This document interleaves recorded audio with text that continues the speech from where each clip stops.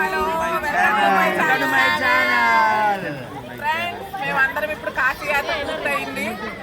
నిన్న బయలుదేరి అయోధ్య వెళ్ళాం. అయోధ్యలో రాముడు దర్శనం అయింది. అక్కడి నుంచి నైమిసారణ్యం వచ్చాం. నైమిసారణ్యంలో గోమతి నదిలో స్నానం చేసి అక్కడ ఉన్న టెంపుల్స్ అన్ని దర్శించుకొని ఇప్పుడు ఇక్కడ చక్రతీర్థంకి వచ్చాము. ఈ చక్రతీర్థంలో 3 రౌండ్లు వేయాలి.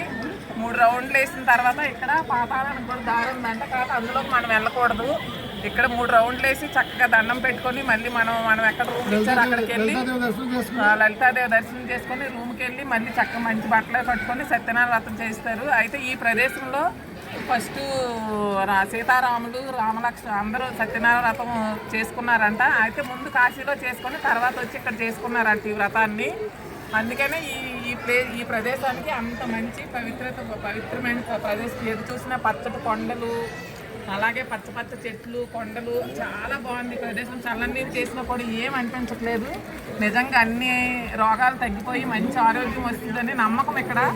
ఆ నమ్మకంతోనే అందరూ రండి. అలాగే మా ఛానల్ అందరూ చూడగలరు, కానీ చూడలేని వాళ్ళందరూ చూడగలుగుతారని ఈ వీడియో మేము తీస్తున్నాము.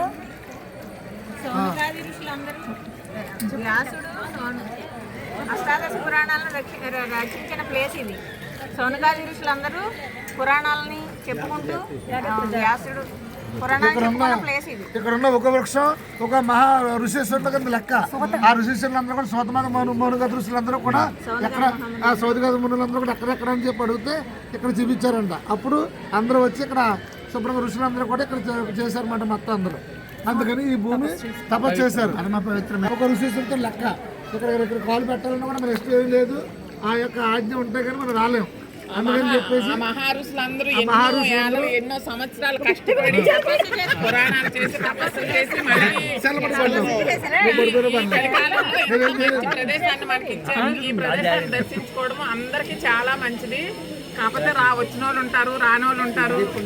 అందరూ రావాలని కోరుకుంటున్నాం. అందరికి మంచి ఆరోగ్యం కావాలని మేము కూడా కోరుకుంటున్నాం. అందరి కుటుంబాలు చల్లగా ఉండాలని కోరుకుంటున్నాం.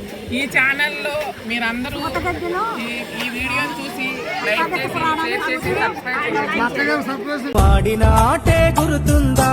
చిన్నతనమంటే కొంటతనమేలే, ఎన్ని ఏళ్ళైనా తీయని జ్ఞాపకమే. ఈ మానవ జీవన పయనంలో బాల్యం అద్భుతమే, మన బాల్యం అద్భుతమే. వీరి వీరి గుమ్మడి పండు